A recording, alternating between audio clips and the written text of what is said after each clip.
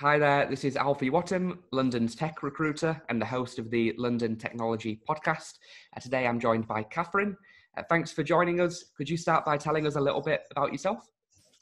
Thank you very much for having me. I'm the Software Development Manager for Bolloré Logistics UK. They're a French-based company, but obviously being logistics, they're based all over the world. So the team that I manage, they build and develop the transport management system for the UK only. So that's pretty much what we work on. We do it in a language called Progress Open Edge. Don't worry if you've never heard of it, few people have. But it is a very powerful language, and it's definitely enabled us to have a lot of control and flexibility when it comes to our transport management system, which is why we've decided to go with it. Wicked. All right. So you're a dev manager. You've been in the industry for a while. Have you got any advice for people that are just starting their tech careers?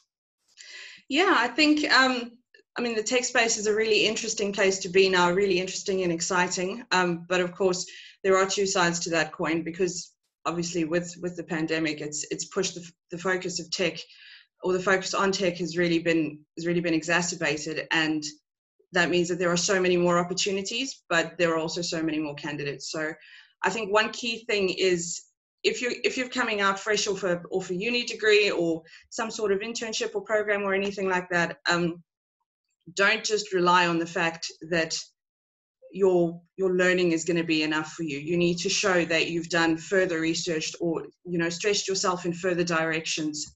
You don't even have to have second degree on the boil or anything like that, but just to show that you've investigated other areas, that you're up to date on new tech trends, that you started a new course, just on basically using online resources, things like Code Academy, that sort of thing.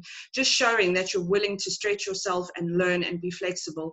That's something that's very important when it comes to standing out from the crowd, because obviously, there are hundreds of people pushing for entry-level jobs. And as soon as you can get your foot in the door, then afterwards you stay there for a year or two, you can pick and choose where you want to go after that. But the important thing is to make sure that that initial impression is the thing that gets you the job.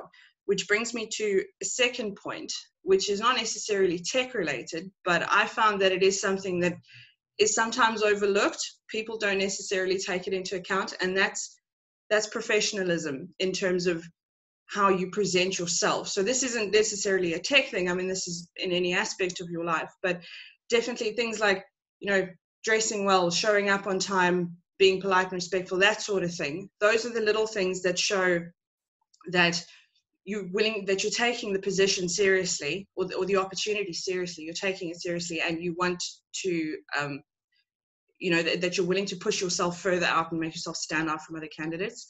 So just those key things, both your tech skills and your soft skills. I think those are two very important things that you need to focus on when it comes to making yourself stand out from the crowd.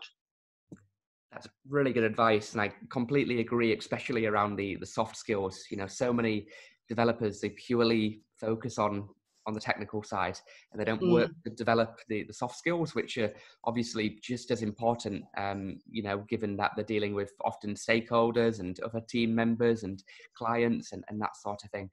Also, a really good point around continuing to learn and upskill and doing your own personal projects and that sort of thing, because at the end of the day, if you've got hundreds of graduates, all that have just done university, who's going to stand out? Is it the hundreds of grads, or the one that's done their own stuff as well and worked on their own projects and done their own learning? So yeah, it's a really, really good point. Yeah, the one thing for me is, you don't necessarily have to come in there with credentials as long as your arm, but if you can show me that you're willing to learn, and if I ask you a question and you straight up say, I don't know, but I'm willing to learn, it's amazing what a difference that makes. Just showing your prospective employer, or whoever you're talking to, showing them that you're flexible, that you are open-minded, you're willing to learn. Those are the key things, because the industry changes so much that you will never be able to say, oh, I can focus on this path, because who knows, in a few years it might be redundant. You never know. But focusing on those little things, showing that you are flexible and willing to learn and are adaptable, those are the things that will give you longevity with regards to your career. Yeah, 100%. Brilliant. Now, if we were to look into the future, Catherine, into your crystal ball, are there any technologies, tools, processes, anything around that which you're excited about, which you think will have a big impact on the future ahead? One technology that I've had a look at, which I think is quite interesting. I think it will probably be a controversial one because it falls within the field of AI, but it's advanced robotics processing, or automated robotics processing rather. It's hypothetical robots, so not your Terminator that's running around, but basically processes that sort of like regression testing in the sense that you have a scenario that the computer then does automatically, except in this sense, what it's doing is actually performing the task. So you can set this process up for these robots, if you will, to then basically replace human intervention, which means that the scope for error is reduced. And by doing that, and taking out that user element for more menial tasks, that then frees your users up to do something else in that field. Obviously, like I said, there is controversy around this because obviously with regards to job losses and that sort of thing, but I do think it opens up a whole new field of opportunities, and people who are willing to take advantage of that will definitely find themselves in a good position.